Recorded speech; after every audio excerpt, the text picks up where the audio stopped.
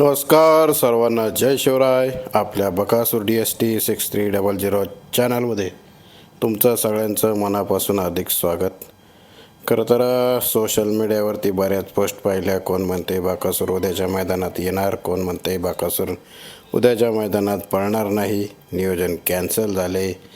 बऱ्याच चर्चांना उधाण आलेलं आहे आणि अनेक जण व्हॉट्सअप इंस्टाग्रामवरती पण विचारत आहेत की खरंच उद्या बकासूर नाशिक येथे जे मैदान होते त्यामध्ये येणार आहे का. तर हो, बकासूर उद्याच्या मैदानामध्ये आपल्याला पळताना दिसणार आहे आणि थोड्याच वेळापूर्वी बकासूर मैदानासाठी इथून तिकडे येण्यासाठी निघालेला आहे. त्यामुळं आपला सर्वांचा लाडका बैलगाडा शर्यत क्षेत्रातील देव द्वादश मिंदे केसरी बकासूर उद्याच्या मैदानामध्ये 1,00,000% दिसणार आहे.